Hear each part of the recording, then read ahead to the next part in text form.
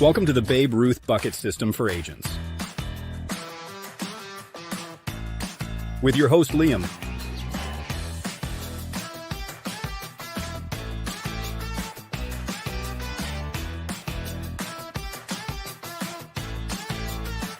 Tonight's panel, joining Liam, we welcome back Joseph Clark, Jim Manuel. Also joining us is the Oz of Indexing, Alan Grissom. Alan is the designer of the S&P 500 IQ Index specifically for fixed indexed annuities to unlock the power of the S&P 500 within those products and help Main Street even the playing field.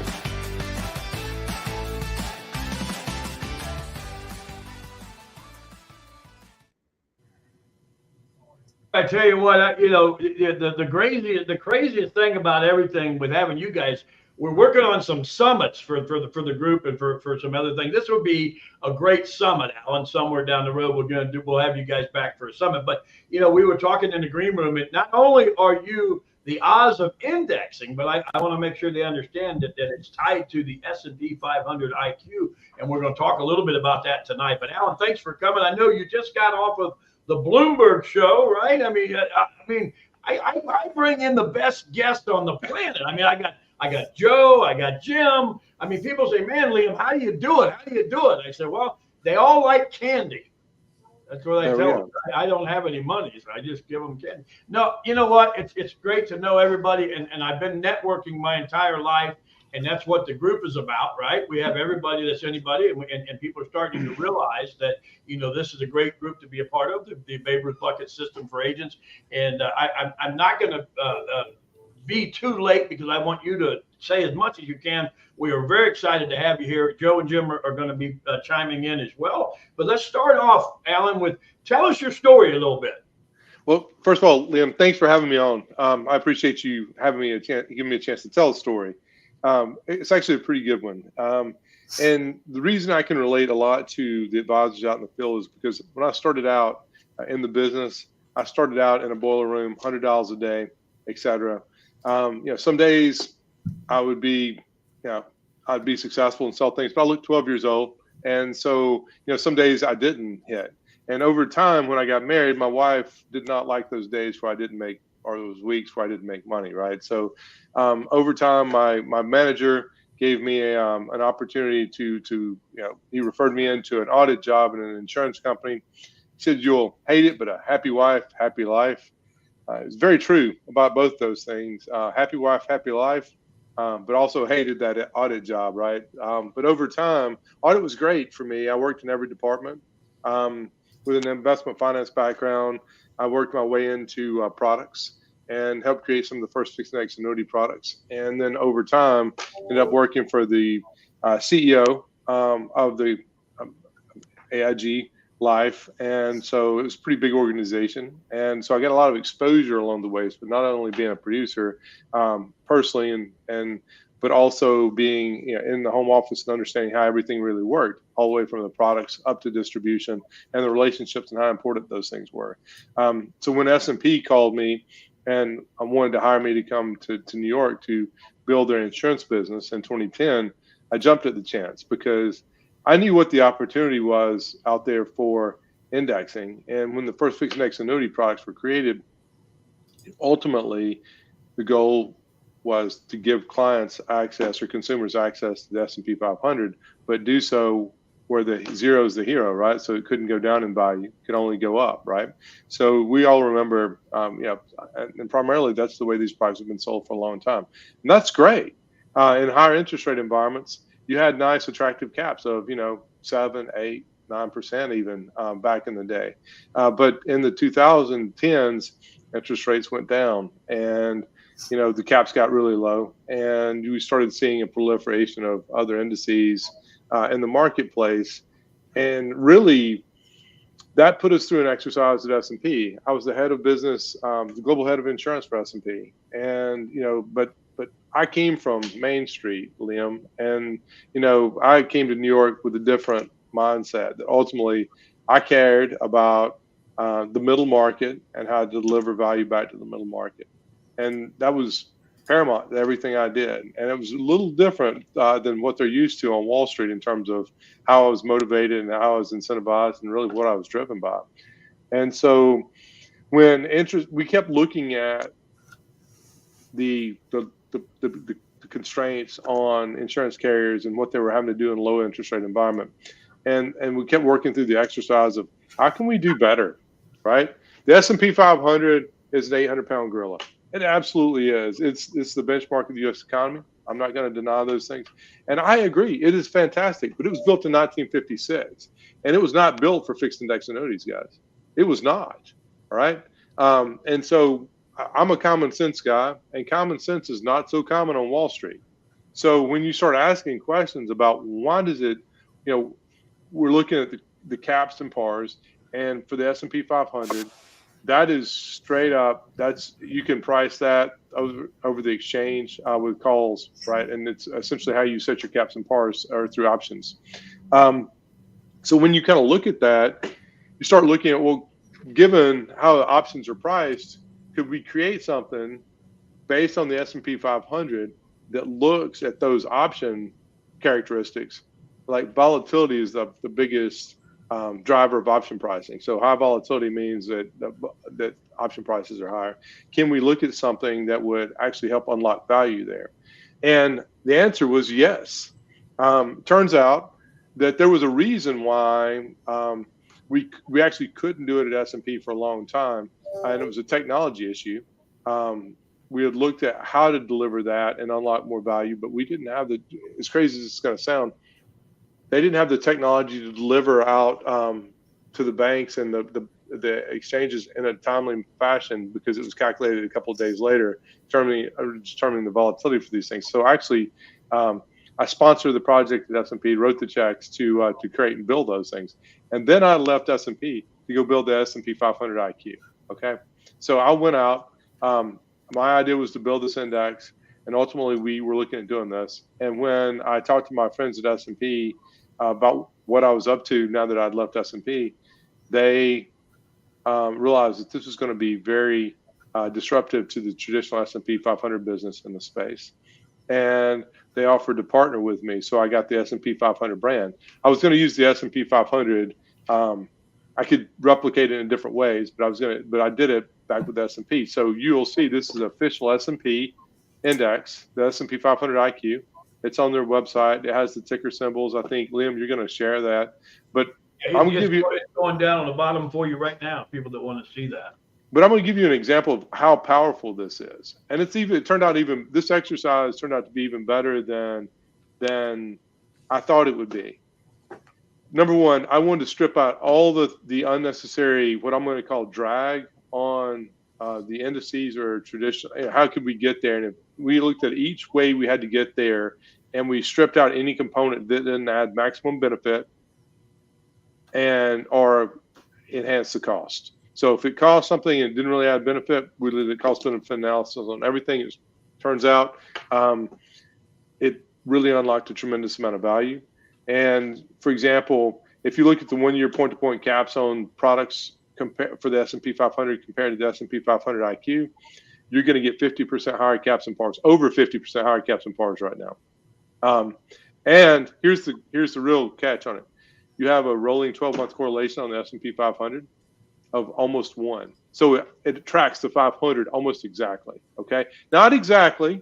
All right, so it's not exactly, and it's not supposed to be exactly, because again, in the hedging parts of it, you don't want it to be exact. Okay, so in times like COVID, you want this to not go all the way down like the 500 did, right? That volatility, you want this to kind of react to that and move into cash. So it's a very simple, straightforward index.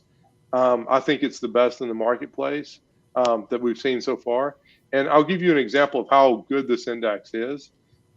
Just on the index outright, not inside a FIA product, but the latest stats I've gotten from S&P on this, in the last 10-year annualized return. So if you look at each day over the last 10 years, there's 1,136 total periods that we looked at over that time period.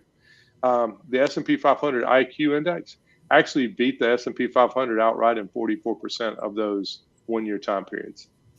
That now you've got it in the now you have that ability to use that as your crediting method in inside a fixed index annuity product, and you can get a up to 106% participation rate if you want to choose a par rate versus a cap.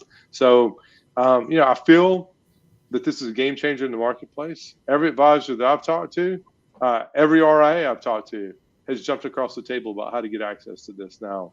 And so I think you've answered it, but let me have you go just for us lay people, because the two guys on the bottom of the screen, they're way smarter than I'll ever be. But let me ask you a quick question here. So in 1995, when all this was introduced and you knew all this stuff had to be improved, right? What did you think? And you may have already answered it, but kind of reiterate it with me. I get we kept the zero, right? I call that stop loss. That's right. That's how I sold it, stop loss. And so what do you think needed to be improved? What triggered for you? Well, the big part was my entire career has been built on why do we do it this way and can we do it a better way? Right? That's been I'm just kind of curious, and maybe at times I don't know. I just like to challenge conventional wisdom. We're just going to say, and so we looked at this one, and this is the holy grail to me for indexing. Right, the S&P 500 itself is the benchmark of fixed index annuity products. And so when you start looking at that, what were the characteristics that created constraints of the caps and pars? What affected those? And those are the volatility in the marketplace is not something that you can control or I can control, et cetera. That's not the case. But in 2008, S&P started creating what they call risk control indices. And risk control indices were primarily used for structured products in Europe, right? But however, what that risk control did was it identified and it locked in a vol target level. And what the vol target level means is that reduces your risk on the volatility. So you move between the equity component or you move through cash. So if its volatility is high, it moves more to cash. Now, I like that idea because ultimately in a fixed index annuity product, if the markets are going down, which is typically associated with volatile times, what's your hero there? Zero, right? You've got a floor, like you said, a stop loss on it. So in a 1 year period, those kind of thoughts and rationale just kept resonating with me over time. And so that's really what kept pushing me to challenge what had been done and look and see if we can't do something better. And we have. Well, Alan, you mentioned 2008. That was a perfect time to see what the stop loss did, yes? Exactly. People lost their butts in their 401ks, and the ones that were in the market with Joe and Jim, you guys would agree, I'm sure. Joe, maybe touch on that a little bit. When that happened in 08, it was great to be where we were, yes? Yeah, absolutely. We've seen losses anywhere from 20% all the way up to 70%. I mean, it was unfortunate for those folks that didn't have the proper allocation in mind, and because the problem with the bill is that most folks are in the accumulation phase of saving money for retirement, and the problem is that they're still in the 401k. They don't have the flexibility to make those decisions. It's just kind of set it and quit it, and then hope for the best. And they don't have proper advice on how to put the safety in place, and that's where we come in play. And now it's an interesting times because we're getting a fair share of younger people that want to put those guarantees in place and have a bond alternative rather than going with like traditional investment strategies such as a bond option. The FIA is a key component to giving them that offset or that hedger. And now to add in the IQ. Now we have the ability to still have that cycle where we can accumulate. So if they're in their before 60s and they're in their 50s, and they can do nowadays, you can do in-service rollovers to have a broader option so that you can select these type of products to give them that extra layer of protection, and then allow that to accumulate simultaneously while they can continue to accumulate while they're getting their sponsored matching, and then still have the ability to be protected. And just recently, Jim and I, we're always working on cases, and I'm the one that blueprints them. and designs the plans. And then, recently we had, a case that we did, and this gentleman he's still going to work for 5 years. And he's like, well, I don't want to keep it all on my 401k because I don't want to be subject to the risk element. So he's going to take a portion of that, do an in-service, and then be fully protected and utilize an IQ S&P 500 strategy. And recently, as of the day, Alan and I were talking, I went on there and checked out the ticker, and it's up for 457. And then what I love about this is that it'll show the annual average. So, if we're in this for a year and we're at the, same, even with the volatility, it has the capability of hitting a marker of 15%. That's what it shows in the averages. So, well, one of the things, and I'm going to bring you back in, Alan, on this here. One of the things that 2008, a lot of people, and I always teach this, I call it the trifecta, right? Mm-hmm. If I'm retired in 2008, I got to pay tax on my IRA or 401k because I'm taking it out. I also have to take money out of my 401k. And then if I'm losing money too, that's three things that are affecting. And that's why the Dave Ramsey thing, well, this will last forever. There's no way on earth your 401k is going to outlive you. It's not going to happen. And so that being crazy enough, Alan, I want to bring this next question to you, because there's a lot of smart money managers out there. 3 of them are right here, I beat myself up. I consider myself the guy that I'm kind of the Joel Osteen of the business, right? But yeah, we also need the Hagee guys coming in, and that's where you guys come in. And I've forgotten a lot more than a lot of guys will ever learn. But when we're talking about the smart money managers and the math guys in the space, and when you created this new version of S&P, why does it work better now than it used to? Technology. I'm not the smartest guy in every room, all right, or in most rooms, but let me explain to you why this was able to be done. The technology that was available in 2008, 2009, when risk control was first created, was put on a system called T3. The 3 was a 3-day lag when it delivered the volatility. And so when it took years of pressing for someone to actually dig in and explain why risk control indices were typically priced higher than they should have been. And when we got to that answer, it became really clear to me. That's when the light bulb went off that, we are changing this business, and we're changing it quickly. Turns out in a corporation, you can't change it quickly. I went back with the answer. Went to the bosses and said, hey, I need, got an estimate to how much to build the technology to do it. And they said, well, it's going to be $200,000. I'm like, so it's $200,000. Let's go ahead and do this like tomorrow. Because you make a lot of money off the insurance business and the index business. And they said, it's not in the budget. So we have to do it maybe next year. And then 2 years later, they get it built. And so when they got it built, by the time they got it built, I saw this opportunity. There were two things that I saw were disruptive to the indexing space when it was my catalyst to leave. And, both of those opportunities presented themselves, one being the S&P 500 IQ that I knew I could go out and create, that I thought would be a game changer for this business. And then number 2 was direct indexing platform, which has also been wildly successful among advisors and FIAs out there who are doing things like tax loss harvesting. So I've been very fortunate to surround myself. I had the right ideas, go into it with the right people around me, and these things have really taken off. But to your point, it wasn't because I was smarter and the math was different. It's not.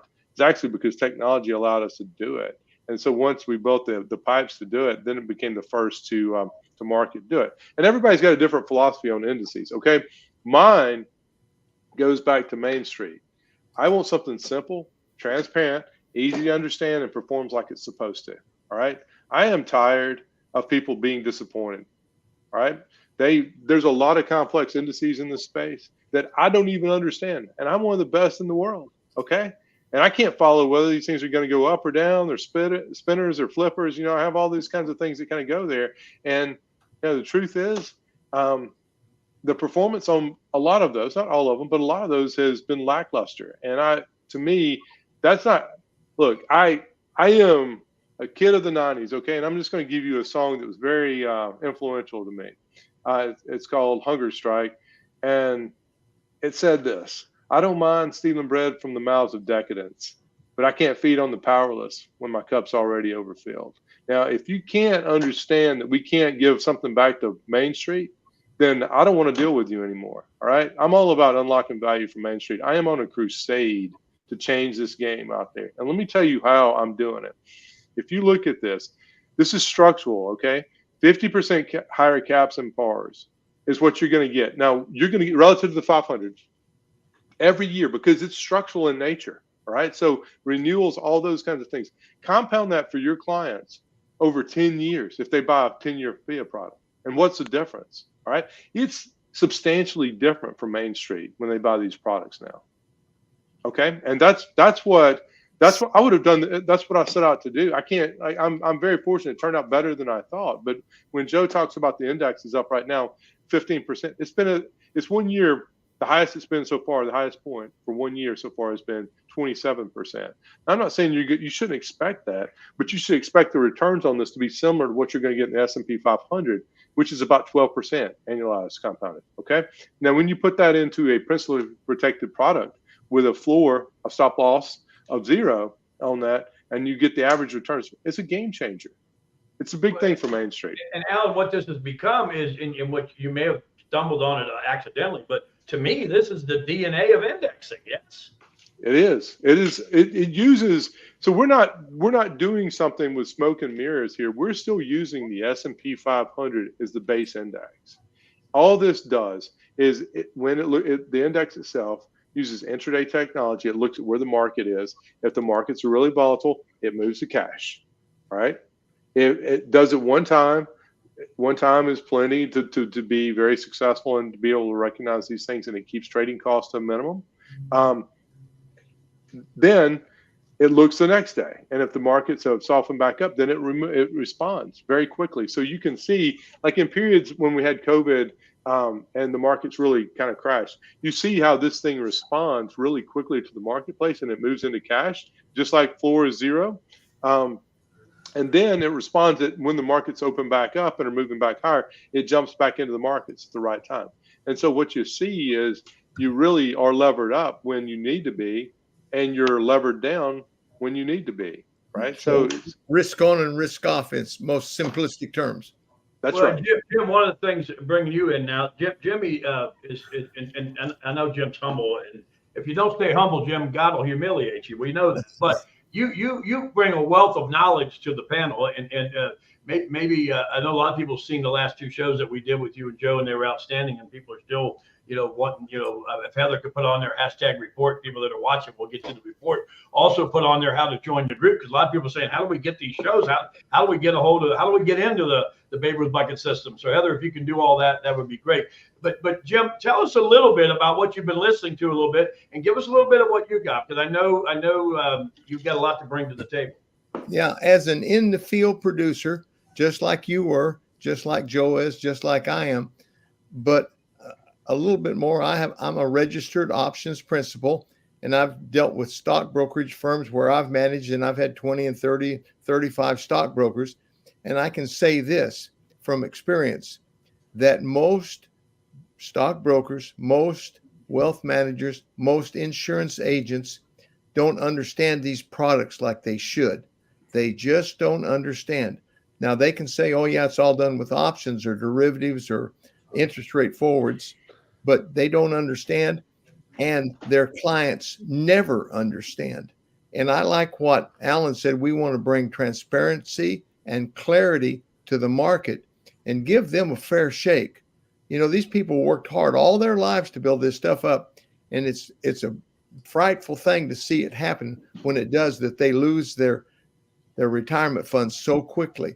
And I love this. And I talked to the guy today I said he was a options trader, and he had $3.5 million in his account. And I'm thinking, what can I do to bring to the table that this guy will like that he doesn't already know? And I said, how would you like us to be able to compound your growth moving forward at a real secure 12%? He said, if you can do that, I'm all in.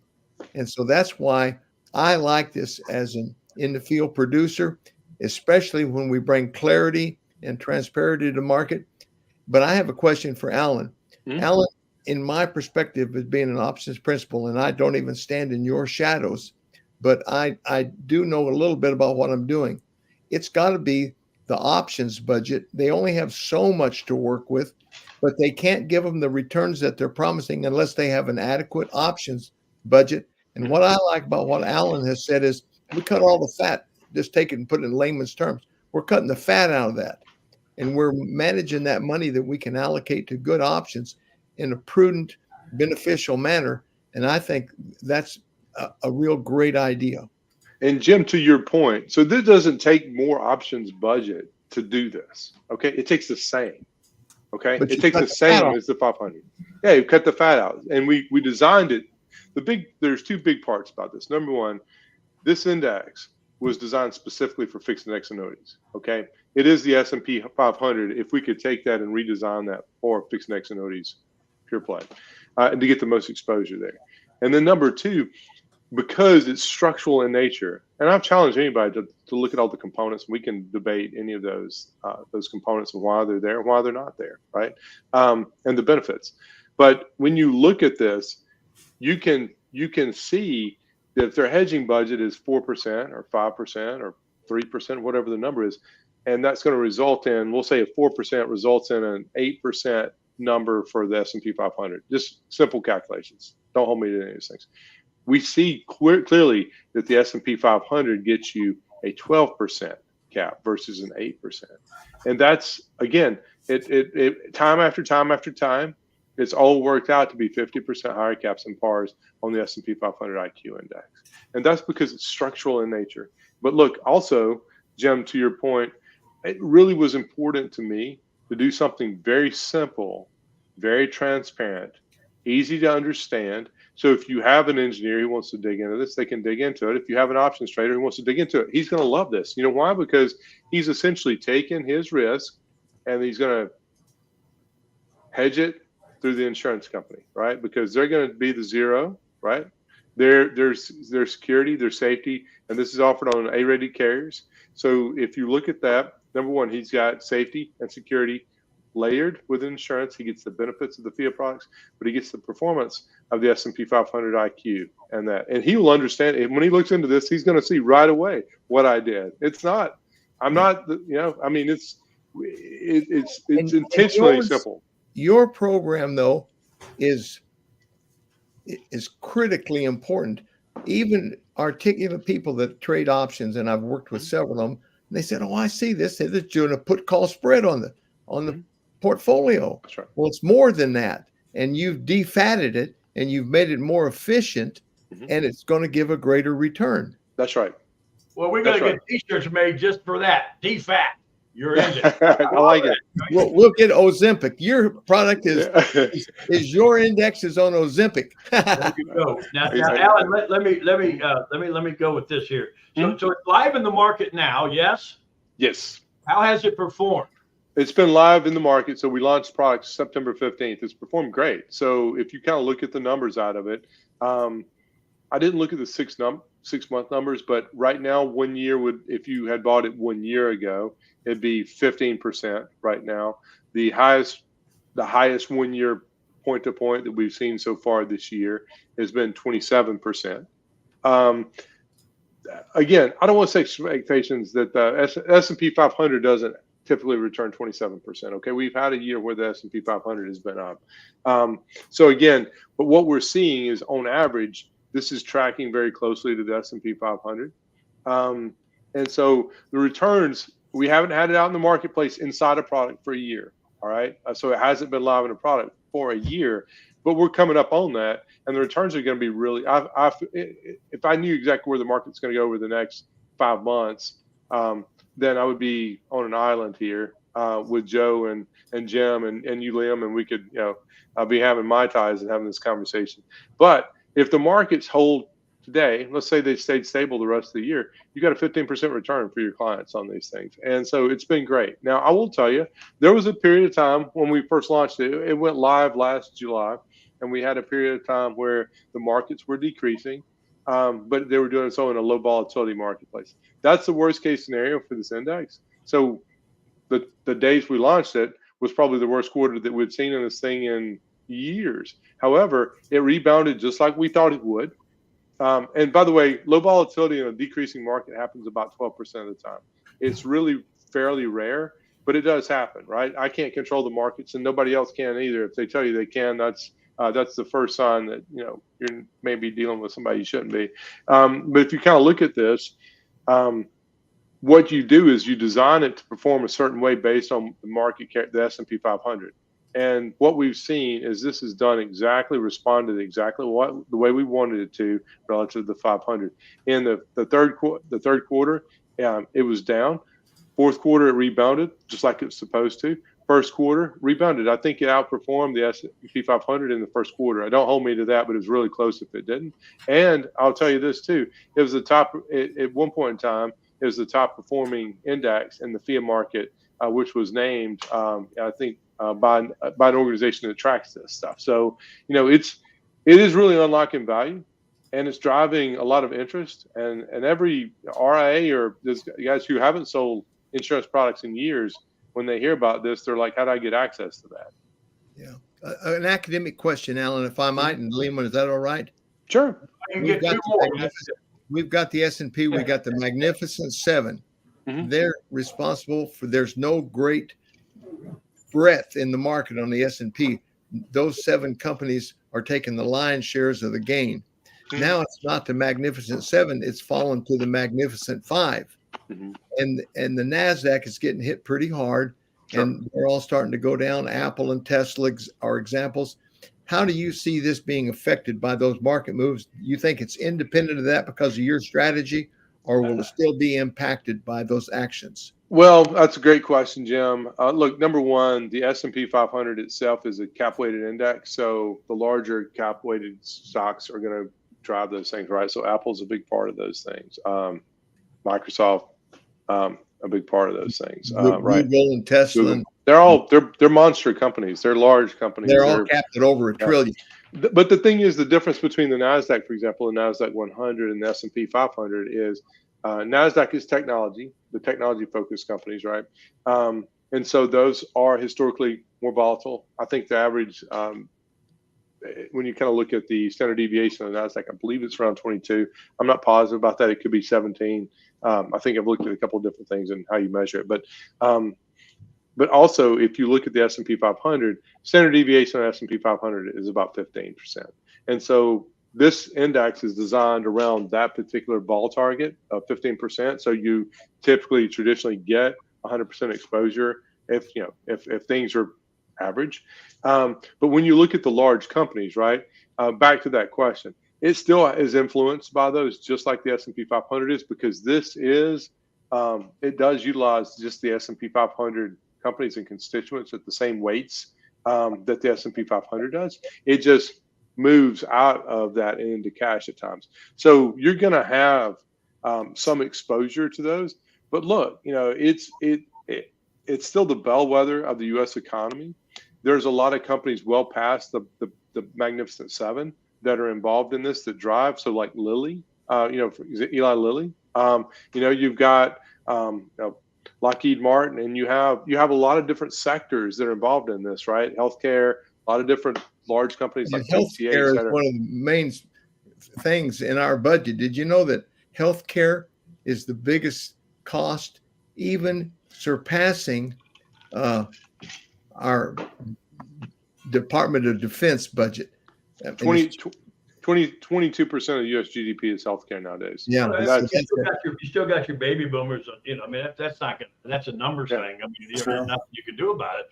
I mean, we're still 20 years till that's over with. I mean, so where you're at, but also it benefits us on bringing in other dollars. Now I want to finish, Alan, with this last question for you, and then I'm going to let Jim and Joe throw a little bit out there to everybody, and then we'll wrap it up. What else are you working on now, Alan, that would be exciting other than the book that me and you are going to do? I love it. We can tell a lot of stories. So I'm working on other index-based solutions for this market. It's really important to me that while I think this is really a fantastic index, that there's other exposures that we should be able to put out there. For example, Jim, you mentioned healthcare. So we're looking at different things that we may be able to do that could be associated with healthcare riders. Could we do something better in that particular space, more aligns with healthcare costs? That's a hard one because, healthcare costs are pretty high and they keep going up. But it's something we're working on. But there's others as well that are really important. And so, I can't really reveal them right now. I'd love to come back on your show and really talk about them when they're live, because I have, I guess, about 7 other indices that are in the hopper to be launched this year.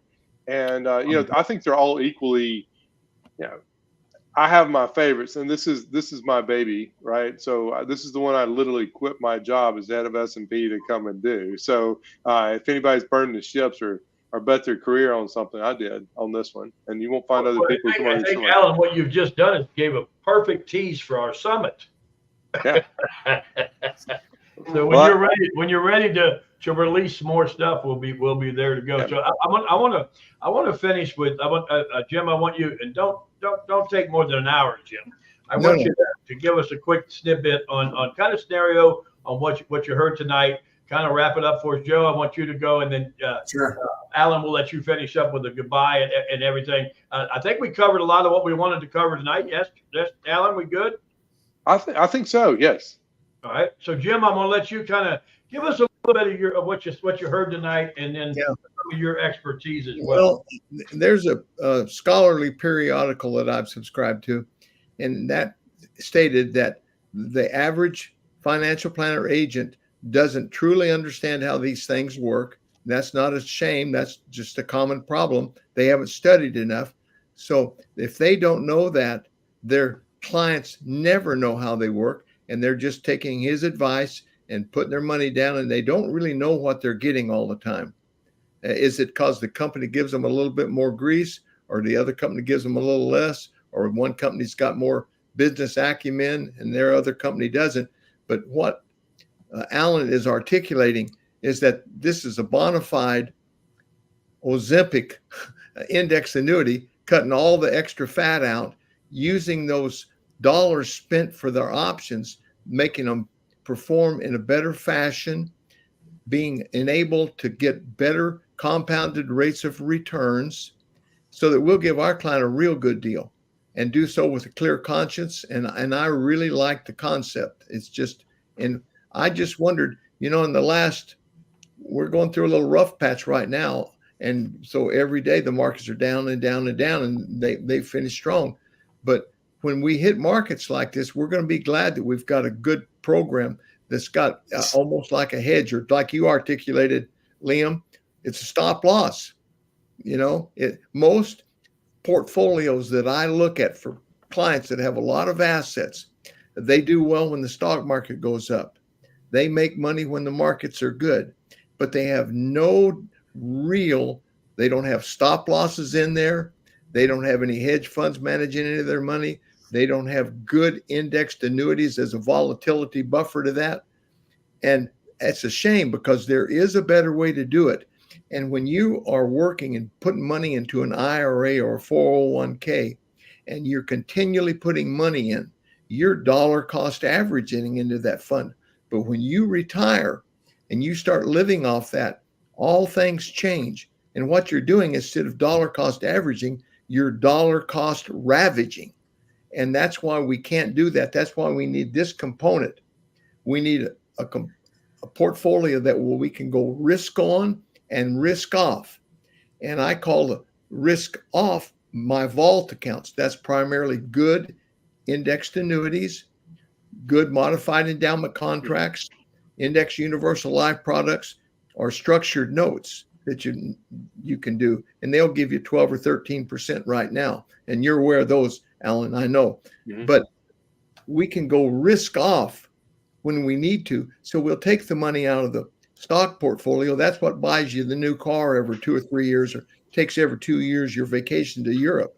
But when the market goes bad, we go risk off. We start taking all the income off this good product that's compounding at a rate high enough to give that money to us. And then when the markets are great, we go risk off on the portfolio, and we let that compound and keep growing up at 12%. And that's a beautiful thing.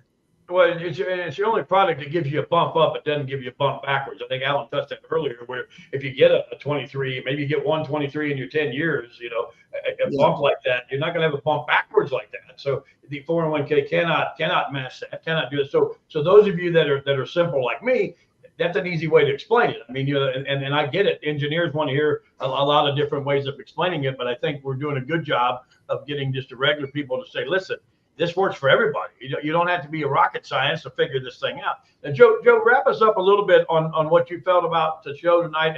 And I got to give it to you because you were the one that was able to get us the Oz of indexing. And I appreciate you doing that for us. And Sure. Share a little bit about, what you kind of feel about tonight. Give us a little bit of your wisdom as well, because I know you've been in the business about as long as I've been in the business. You just look younger than me.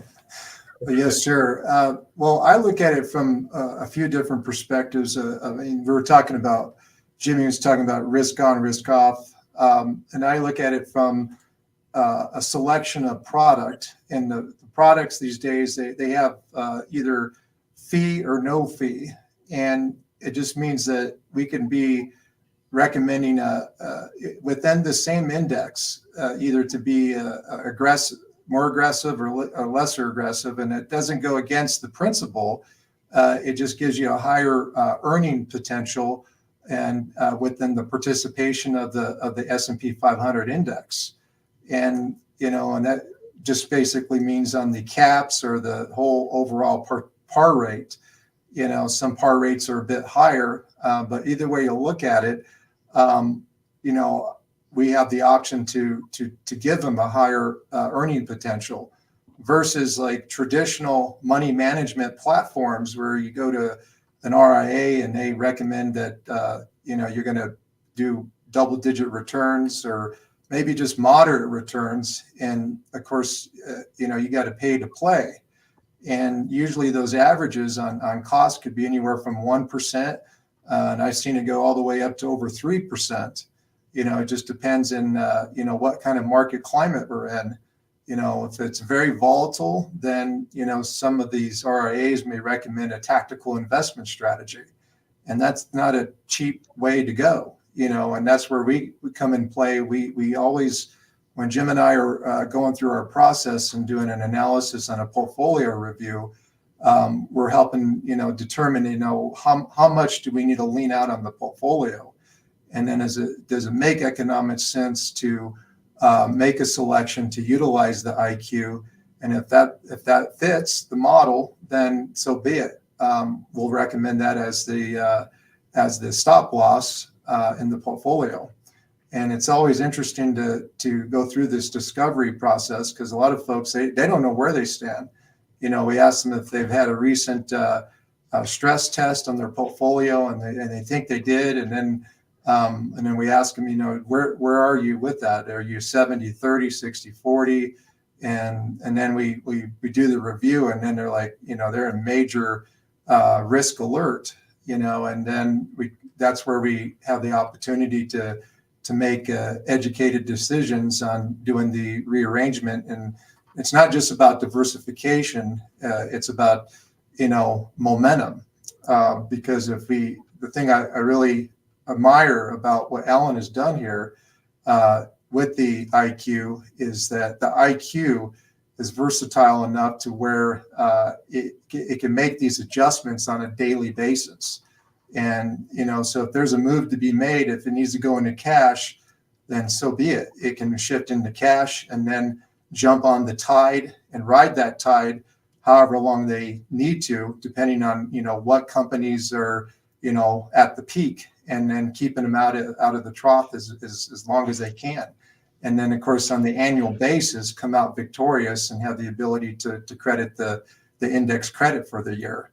One of the things, Joe, that I get all the time from the agents in the group is stuff. How do I scale? Right? How do I scale? How do I leave this part of my market and get into this type of market? And I always tell them, knowledge is power, and that's what Jim was talking about earlier. You've got to learn the product. You've got to understand where we're at. Like the sun keeps coming in. I don't know if the angels are wanting me or what, but anyway. So when you're looking to scale and they're looking for answers from us, I always tell them, listen, it doesn't have to be all that complicated. And there'll be times and I know, Jim, when you get a big client that's got the tens of millions, I mean, you got to bring a good team in. You can't. It's a different kind of prospect. It's a different kind of close. And so it's good to have the ability to say, hey, I need to get a hold of Jim and Joe, and you guys are more than I've seen you do it a bunch of times where you work with clients, and it's the old story, Alan, that 50% of nothing is nothing. And so sometimes you have to give up a little bit to get a little bit. But Alan, we're finishing up the webinar. I want you to have the last say. Joe and Jim, thank you so much. We're going to do some more stuff. We know that's coming. But Alan, what else could you say to finish us out here? And again, thank you so much for being on the show today. Of course, Liam. Thank you. Two things I just wanted to kind of point out when Joe was talking about the caps and the additional fees. The 15.45% cap on the S&P 500 IQ right now is with no fee. That's the no fee version. So that's pretty fantastic. Yes, it is. For the performance. And so I want you to think about this. All the advisors out there who are watching this, I want you to think about something. We're all dealing with money and manage money a lot of times, right? That the statistics show this at S&P that over 90% of all active managers underperform the S&P 500, and you pay for that, right? You pay more fees for active management, but over 90%, the stat changes a little bit, but it's always above 90%, underperform the S&P 500 over a 10-year period, all right? Now think about that. With the S&P 500 IQ, you can get something that outperforms the active money managers over a 10-year period. You can get 50% higher caps and pars than you used to do on the S&P 500 traditionally. And you can do that with confidence that your clients are going to be able to have a better outcome than they were before this product was brought into the marketplace. So, I just want to leave, over time will tell how this works, but, it is everything that we've had, and we've had a lot of changes in the marketplace to kind of test this. It's worked exactly the way we wanted it to work. It's a game changer for the fiat product market or for fixed index annuities. And I hope you guys will give me some business. And the great thing about this whole thing, and as we say goodbye to everybody, this is what's great about not being a captive agent, right? I mean, people, everybody has something, and I tell people we're not an FMO, not an IMO. I'm just here to train and help agents and get them where they need to be for their client. How would you like to be the guy on the sideline where you didn't take the advantage of listening to this or learning this, and your guy makes maybe 4.5%, 5% in the market, but the other guy, he listened and he made the 15% with no fees and charges. The other guy had fees and charges. It even makes it worse, right? So so I tell people that we're not trying to replace who you're working with. Not trying. The one thing that I'm an advocate for, and I think everybody here would agree, the training in this business has gone downhill tremendously, and that's why I do this for free, and I'm a big believer in it, because I'm a big believer in that. If you hurt yourself, you hurt everybody. Yes. And so I think we're doing a great thing, a great service, and it's just what it is. But Alan, we will have you back. And I know Jim and Joe, they're just chomping at the bit. They'll probably, as soon as we get on the green room, when are we coming back? But we'll have them back as well. We appreciate everything you do. And again, we'll get with you, Alan. This will be going out as well. I think it's being shown on 5 different areas tonight. But as we get the people saying #Oz and all that, we'll get that out to you. And Joe and Jim, I think you guys got 11 or 12 people the last time that were looking at your report. And so we're doing some good things. So I appreciate you guys. Sure. Heather, Liam, thank you for having us on. Can I interject something, Liam? Oh my God, there's another hour. Well, I want to say kudos to you, Liam. You hit it on the head when you said the people aren't studying, they're not learning enough, they're not honing their crafts, they don't know. I work against other agents, all stockbrokers, insurance agents, asset under management guys. Most of them aren't worth a nickel. They don't polish their craft and their trades. And you're telling people, you're leading the charge like Paul Revere saying, increase your knowledge, become better at your craft. So thank you for doing that, Liam. Well, and you got to be smart enough to use other people. I'm not the smartest guy in the room. I always tell them, I got a buddy of mine. He's always the smartest guy in the room, but it's usually when no one's in the room. It all depends. Go ahead, Al. Hey, Liam, there was a question that came in from the comments about where they can get access to this. Joe, do you want to tell the audience about how they can get access or what products have this? Well, the best thing for them to do is to get in contact with me or email. They can go ahead and they can. I guess I could put this in the. Heather will do it. Just tell Heather she's listening. Tell her what to put in the chat. Okay, yeah, Heather, if you could put my email in the chat, and they can text me too, so I can get everything over to them. The recording, the list of carriers that we use that have the IQ on it. This is limited, just to that point, right? This is very limited in terms of the carriers that we've chosen to partner with to distribute this. So, you bet. Well, and again, we're not asking anybody to switch FMOs or IMO. We're just trying to give you another product in your satchel. Yes. Yes, sir. So that's what we're trying to do. So anyway, and then I'm sure there'll be more, Alan, and we're pretty good at watching this and getting this, Heather's super good at it. And that being said, the outro is about Heather. She's got a show next week. She's got 2 shows. So Heather, I want you to do the outro, and we'll see you guys next Tuesday. Heather's got something special for you.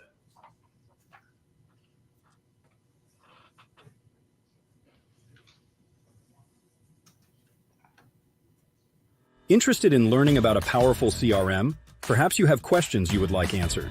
Heather is hosting the CEO of Swayze, and they will delve into many different aspects of what Swayze has to offer and how it can help you.